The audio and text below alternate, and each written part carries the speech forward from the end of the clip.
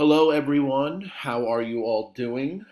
I am doing this lecture on Monday, April 20th, but it will be for tomorrow, April 21st, Ed Puzzle assignment.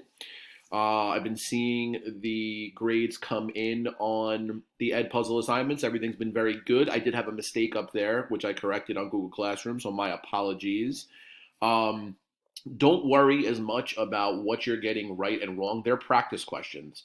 The main point is that you spend the time listening to the lecture and that you do take the question seriously and interact with the PowerPoint and get some feedback in terms of what you're understanding. And then hopefully what you don't understand, you can then ask questions about.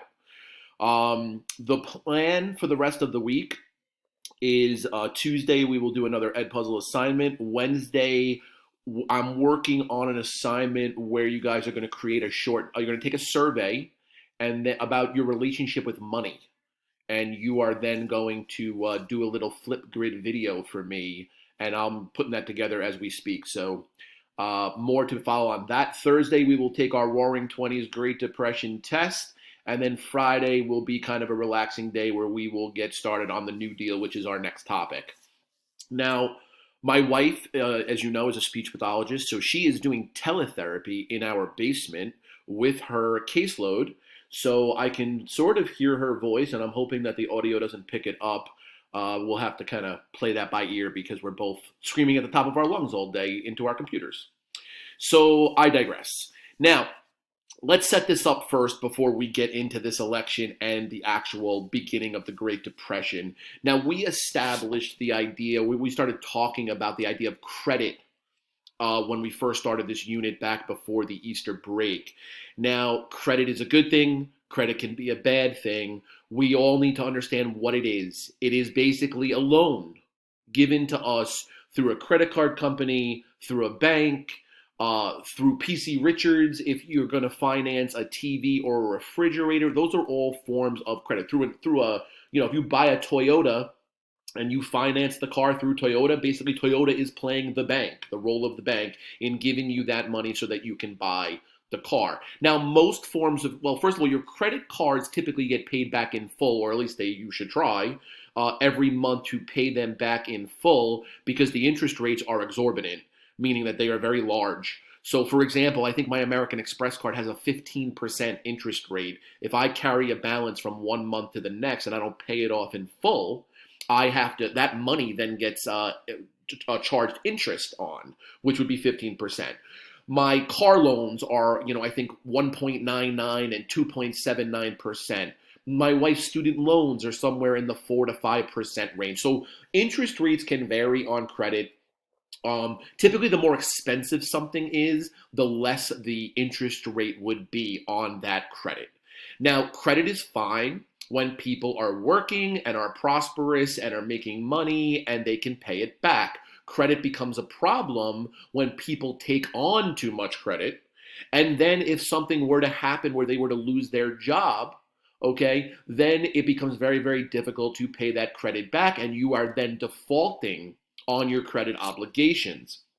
For example, if you stop paying your mortgage in the state of New York, within about 2 to 3 years, your home will be foreclosed upon and you will have to be evicted. You will be moved out of your home. If you stop making payments on your car, and I don't know how long this would take, but if you stop making payments on your car, eventually the bank will send repossession people out to come and take the car out of your driveway because you are no longer making payments. Remember, until you have satisfied your mortgage or your car loan, you technically don't own all of that asset. The bank or whoever holds the note on it also owns that item.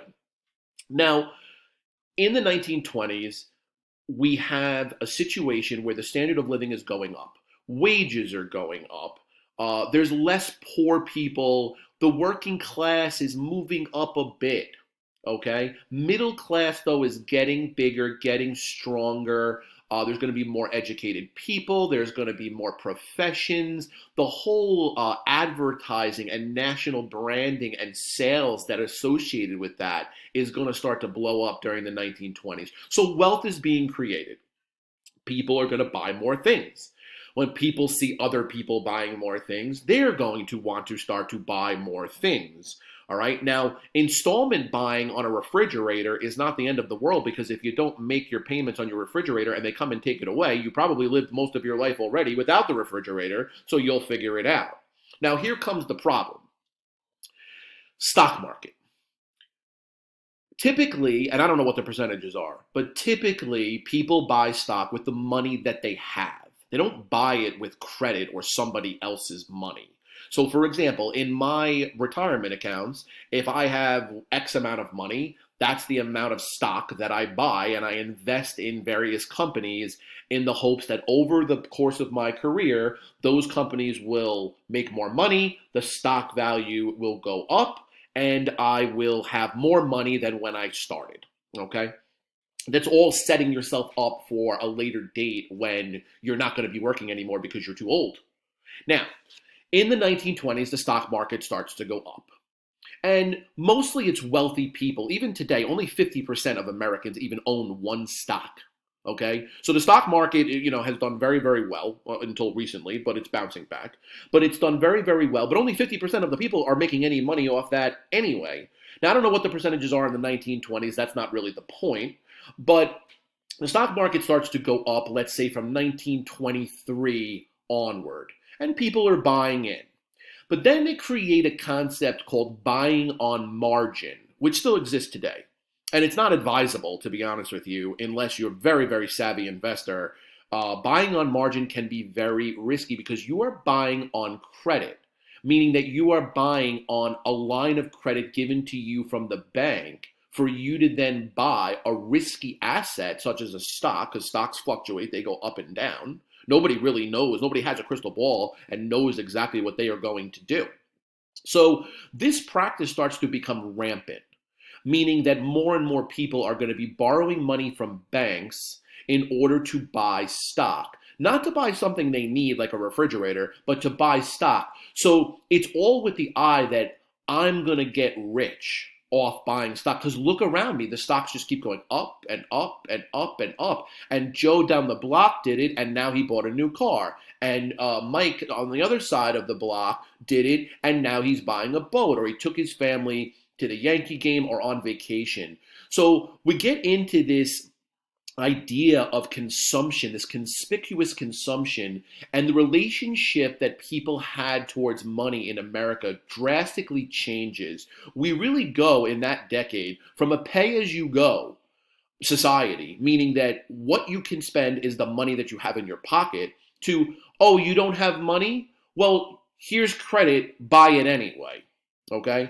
Now, as a result, more people are buying stock. When more people buy stock, the stock prices go up because the demand for the stock, just like anything, supply and demand, the demand for the stock goes up, the price follows up and up and up and up and up. However, is all of that money, that credit, that on margin buying, can it all be paid back if stocks were starting to go down? Okay. Now, the stock market largely runs on confidence. The economy runs on confidence. If you have confidence in the economy, you're going to go out there and spend money. What's happening right now? People are fearful in our country today. So the economy is contracting. And of course, most of us are not allowed out of our house. So that's going to affect the economy as well. But you're going to see, I would think, that this virus is going to bleed into the future as well, because when there's fear out there, it replaces confidence that tomorrow is going to be a better day than today. And eventually that will go away. But it's not just, oh, we have a vaccine, we're all good. There's still going to be a fear out there that it could happen again, or if I get on a plane or I go to Disney World, I'm going to be near people and I could get it. Okay, so things are rising in the 1920s, but stocks are supposed to follow the valuations of companies, okay? Not just how many people are buying the stock. So if people are herding into these stocks and driving up the price or the value of it, does that really mean that the company's profits have grown also to reflect and resonate in that actual stock price? And what you are doing is you are creating a bubble. And everybody knows that when a bubble gets too big, what happens? The pin hits it and it bursts, and everything inside of it goes on a fall. Now, I just want to set the stage for where we are headed in the next few moments. Let's first talk about the election of 1928. Now, if there ever was a president that stepped into an unfortunate circumstance, it would be Herbert Hoover. He comes in 1928. Okay, and let's also point out that the Democratic governor from New York, Alfred E. Smith, is going to be our first Catholic candidate in history who came out of poverty from the Lower East Side, which I showed you the tenement buildings a few units ago. And remember, the Catholics were not treated very well when they came off the boats from Ireland and Italy and Germany. But here they are taking a foothold and they are moving up the ranks. And this is going to be our first Catholic candidate in history. So as Catholics in a Catholic school, I think we should point it out. Many of you do know that we've only had one Catholic president in the history of this country, and that would be John F. Kennedy from Boston. And that's about it as of now. So Hoover is going to win in a landslide. Remember, he's a Republican. Republican presidents all through the 1920s. Laissez-faire economics. Let the market figure it out. Keep the federal government out of economic affairs as much as possible. That was their economic policy. So Hoover's going to win in a landslide, but Smith is going to carry all major 12 cities. Where do Catholics live? In the cities. What do Catholics do? They're mostly working class. Where does the working class work? In cities.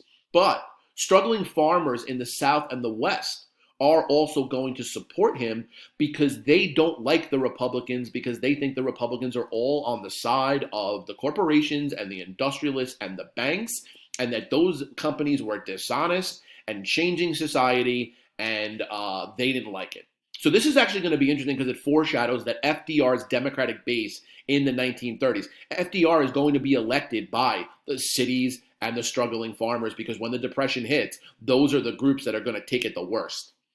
Here's a picture of Hoover. There is a campaign pin for president president candidate Alfred E. Smith. Now, the coming of the Great Depression. The bubble is going to officially burst on Black Tuesday, October 29th, 1929. We have a stock market crash and panic selling begins on Wall Street. Now, panic selling happened from early March or even late February till about March 23rd of this year. Since March 23rd, the markets have stabilized and they have started to rebound from the lows. Just to give you an example, I think right around Christmas time, the Dow Jones Industrial Average, which is a stock index, was at 30,000, okay, 30,000. When March 23rd rolled around, it was in the 19,000s. That means that the American stock market lost 1/3 of its value in about 4 weeks, all because of the coronavirus and the fear that it induced into the economy. Now, since then, I think I have it on behind me. I think we're somewhere back in the 23,000 or 24,000 range right now. And there's March 23rd, right around that date, this federal government stepped in with $2.2 trillion in stimulus money to help shore up the economy. What does that do? It gives corporations and individuals confidence that the federal government is going to help during this terrible time. This is no one's fault, okay? No one created this virus, okay? So, no American created this virus. So, why should the corporations and the individuals that they employ have to suffer if the government has the ability to stimulate the economy with stimulus money, okay? Now, the market is going to lose $10 billion in 5 hours. When fear starts to spread, it is cancerous, okay? When I see everyone around me selling, what do? I sell too. I'm worried. I'm concerned. What's the panic about? I got to jump on board. I don't want to be left there with no money. I got to get out. Now, when that cascades, that fear contagion cascades through society, okay, it is exponential. It just proliferates, all right? And they lost $10 billion in 5 hours of one day. That's $100 billion today. And this is going to create a global depression that ripples throughout the world, the greatest economic disaster in modern history, although, and I'm hoping this isn't true, but I don't know how history is going to judge this latest economic hurdle that we're facing. I hope it's not going to be as bad as the Great Depression. The Great Recession in 2008, which you guys are probably too young to remember, but that was a housing bubble that burst. This was also built on credit because remember, houses are bought with mortgages, which is a form of credit. But this one is going to be a stock bubble fueled by on margin buying and credit. Now, there are warning signs, as there always are, before something like this is going to happen. Real estate speculation in Southern California and Florida experienced an issue because it's all based on the value of property. And if people keep buying property, just like a stock, it goes up and up in value and doesn't necessarily reflect the doesn't necessarily reflect the actual value of the property. Okay? It's speculation leading to bank failings and foreclosure, highly unequal distribution of incomes, depression from farm regions. The sales of new autos and consumer goods stagnated in 1926. The European demand for American goods leveled off. So these are just some of the warning signs. It isn't just all of a sudden people woke up on October 29th and lost confidence in valuations on stocks. Okay, there had been an inkling, there had been a slow march towards that day, and you see it. Like in the Great Recession in '08, Florida and Las Vegas, areas where there was a lot of speculative real estate buying, they started taking a hit a year to 2 years before the stock market started to die off, and before Long Island or New York City home values started to go down. Okay. And the farm regions, if you remember, they didn't start the decade very good because they grew so much food during World War I that the crop prices plummeted from underneath them because they had an oversupply of food. And yes, of course, people are still eating, but you drive crop prices down, you drive the income of farmers down as well. Now, the gold standard, all right? The gold standard is the idea that the every dollar is backed up by a certain amount of gold. Okay? Now, that means that if the government wants to stimulate the economy by putting more money out into circulation, they need the gold to back it up. So now if you need $100 billion or $500 billion in order to push money out into the economy, you need $100 or $500 billion worth of gold in order to do that. That's not possible. I don't know. You can't find that much gold. You can't move that much gold. Okay, so none of that is going to work. And so what is the government going to do? They're going to do nothing. They can't do anything.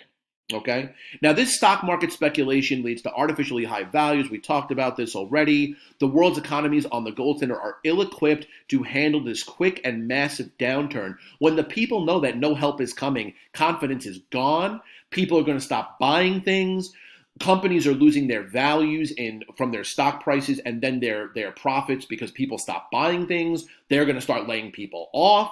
More people laid off mean more people that need help, that are not buying anything, and round we go. We're all tied to each other, okay? If people don't step out of their doors and spend money, then companies can't make money. And if companies can't make money, then they can't hire people. And if they can't hire people, then they can't pay people, and round we go. If you can't get paid, you can't buy things, okay? Now, the only thing that can help in a situation like this is either you just wait it out, and who knows how many years that's going to take, or you start printing money and you stimulate the economy. Now, this is a problem that the world had never seen before. This is a problem that America had never seen before. Now, you add into this, right? If America is producing most of the goods that the world is buying, and now we can't produce them, think about not just the loss of income inside your own country, but think about the loss of income from around the world.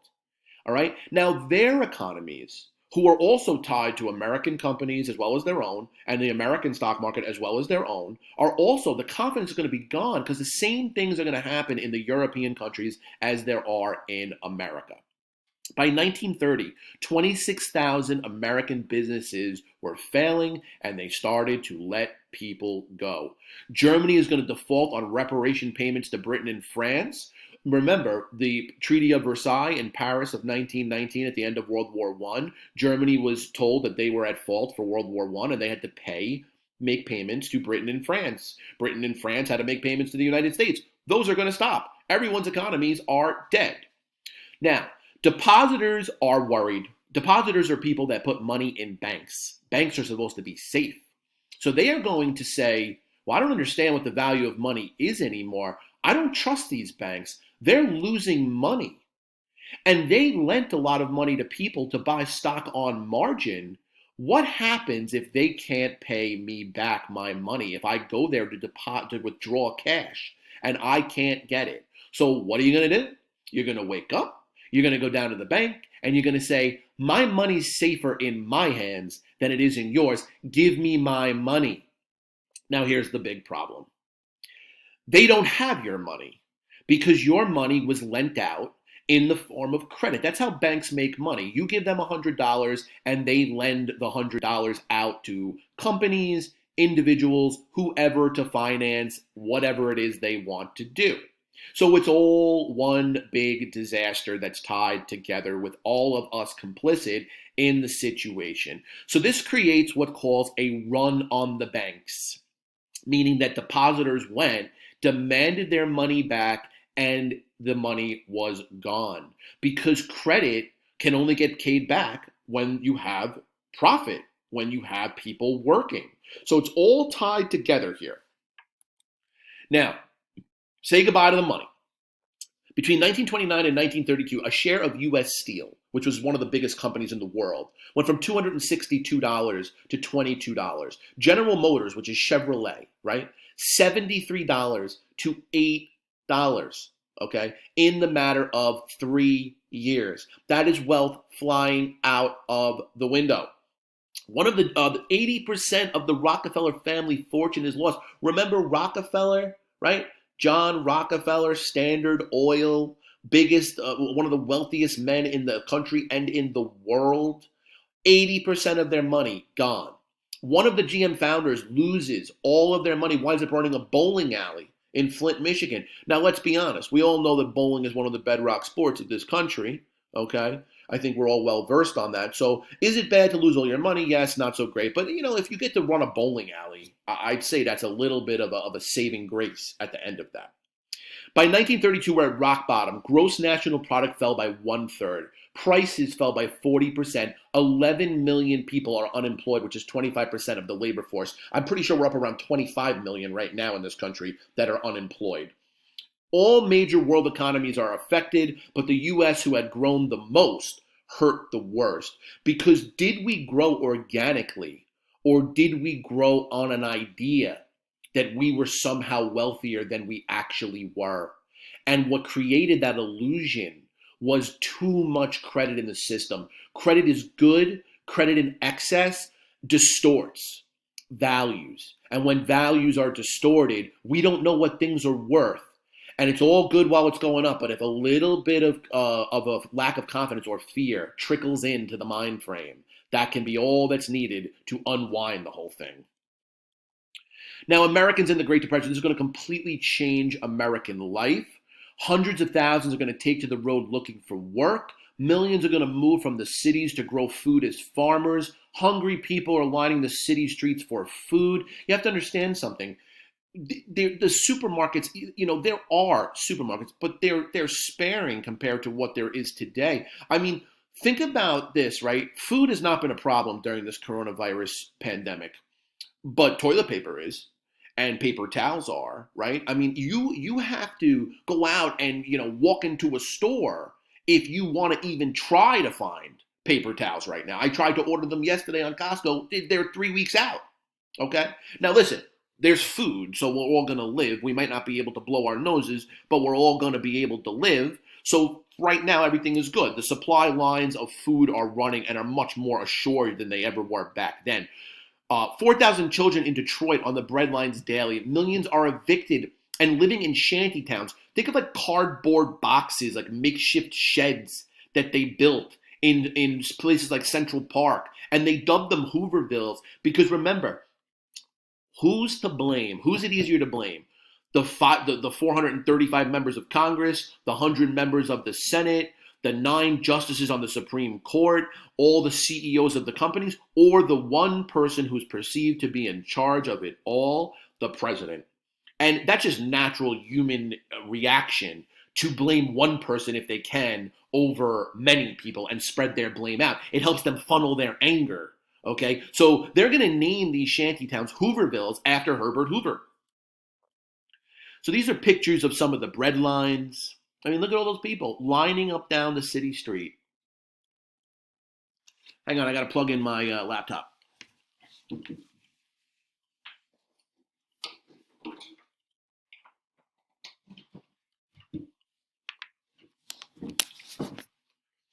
Sorry about that. Okay, so we have people on the free soup line. These are examples of Hoovervilles. Makeshift housing. People lost their homes. You had to go somewhere. Now, who are we going to blame? Yeah, they're going to blame the president. They're going to blame the politicians. It's always easy to do that. But what about the leaders of the banks? What about the leaders of the big companies? Where is their blame in all of this? Okay, this is a man-made crisis. You have banks that gave out credit, and now that's biting all of us. So what are we going to lose faith in our business leaders? All right. Now, the image of big business carefully constructed during the 1920s were torn down with numerous congressional investigations, showed massive irregularities committed by bankers and stockbrokers. Banks knowingly sold worthless bonds. Prominent Wall Streeters sold off their own portfolios while recommending that investors stayed in. The president of the New York Stock Exchange, convicted of stealing funds from customers, including widows and orphans. So now the mob is starting to get created. The pitchforks are starting to be raised. Rich people who supposedly knew better were selling us a bill of goods. All right. And people were getting sucked up and caught into it. Now there's investigations. They want to know where their money is. How does all my money just disappear? What am I supposed to do now? I can't go out and cause violence. So I have to talk to my politicians who I put into power to stop people from doing this to me. I have to now put them in charge of figuring out who is to blame, who needs to be held to account for this disaster. Because again, this was greed-based. Wealthy people who wanted more wealth, convincing people who are chasing wealth to make purchases or buy things on credit that are not good for them. Now, who's also to blame is the government allowing them to do it. Now, we can't replace our government overnight. We can in November through the ballot box, but we can't replace them overnight. So some of the anger is going to be directed towards the politicians. Some of the anger is going to be directed towards the businesses. Now, the bonus army. Since 1932, 20,000 World War I veterans go to Washington. In the spring of 1932, 20,000 World War I veterans are going to go to Washington D.C. to demand a bonus that was set to be paid in 1945.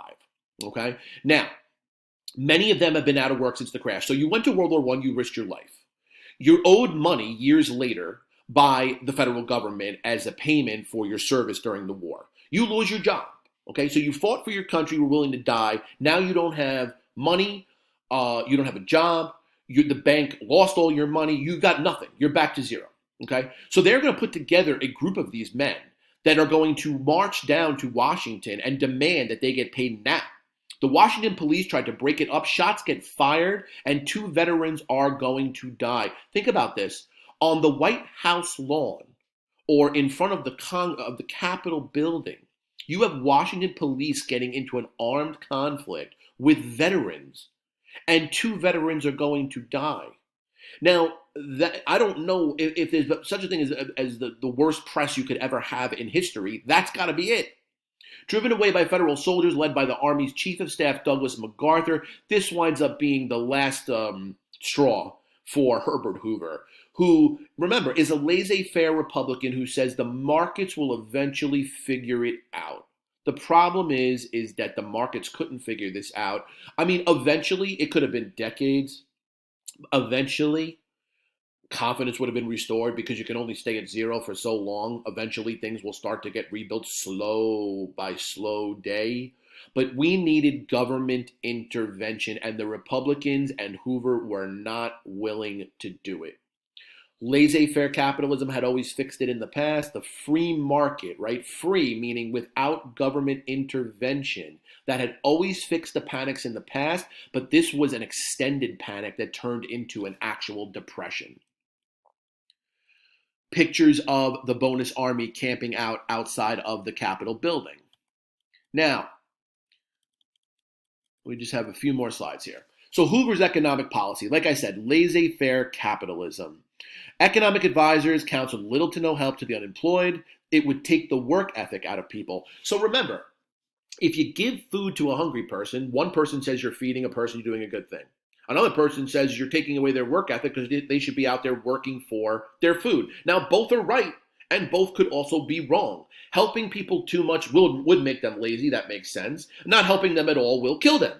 So, you have to find a happy medium, and America had not been in the business or the practice in really giving out much in terms of unemployment benefits or food help at all before this time. So, why change it? We became the richest country in the world, even though there's a problem. A lot of people said, oh, it'll go away eventually. Okay? They believed this was a normal part of capitalism, the boom and the bust, up and down. But they underestimated this. And remember, you can't blame them completely because it had never happened before. So few understood how important American consumerism had become to the economy. And they often forget that today. Without all of us buying things, you don't have companies. Okay? Now, yes, we need companies as employers and to create things that we want and need. But they also need the consumer. And as the consumer bought more and more things, that made these companies wealthier and wealthier. If you don't help the guy that's going to buy something, you can't help the CEOs and all the people that they're going to employ. Now, Hoover tries to rally businesses to hire more, increase wages, level prices without government interference. He wanted charity and private organizations to aid the poor. Now, that's fine. And I guess if you're not going to do anything as a government, you have to call on private individuals to actually do it. But they vastly underestimated the problems, and things just got worse. From 29 to 32, things got worse and worse and worse. The unemployment rate went up, the run on the banks. People stopped giving money to the banks because they didn't trust them. Banks couldn't give loans. And without loans, you don't have purchases of automobiles or houses, which further decreases the economic output of the country. And like I said, this is one big bubble that bursts. We're all connected together, and down we all go. Now, later on, towards the end of his one-term presidency, he's going to realize, finally, Hoover, that laissez-faire is not working. And he's going to pass the the Reconstruction Finance Corporation, loaning money to banks, railroads, and businesses. Creates a federal home loan bank system offering aid to homeowners threatened with foreclosure, approves measures appropriating $2 billion for public works, meaning that the government would start to employ people to build things in order to get people back to work and get some money in their pocket. Now, all of these are dramatic departures from previous policy at the end of his terms after things had bottomed out. He still offered nothing to the direct aid to people. Now, for example, with this coronavirus economic situation, the federal government gave every single American, if you make $75,000 a year or under, $1,200 and $500 for each of their children that they might have in their household. Okay? Just to put that into perspective. Now, listen, a lot of people today are saying that that's not nearly enough. I mean, $1,200 is probably one paycheck for most people in America. So they gave us one paycheck. All right. And people are out many, many paychecks at this point in time. But that's a debate for another day. OK, but just the Great Depression taught the government and businesses what to do in 2008. And the Great Depression in 2008 taught the government what to do during this coronavirus pandemic. Now, the $2.2 trillion in stimulus, that you could draw a direct line back to the lessons that they learned in these two different economic calamities. All right. Now, modern liberalism. Two ideas are going to emerge from the bottom of the Great Depression. The progressive ideal that America should be a socially conscious state that makes positive and constructive changes in economic arrangements. That means unemployment benefits. That means food stamps. That means assistance in getting college education. Okay, this whole thing is going to change America, and nothing changes things in America like a crisis. If you look throughout history, it isn't during peace times or profiting times where things change because things are good. So why change anything? Politicians talking, they're fighting, whatever. Not much change is going to take place. But when the body count starts to go up, when the bread lines start to get formed, when people are pulling their money out of banks and they don't trust anything, they don't even want to go outside, that is going to be a recipe for actual change. Okay? I know this was a lot today. Thank you all for checking in, and I hope to see you all soon. Later.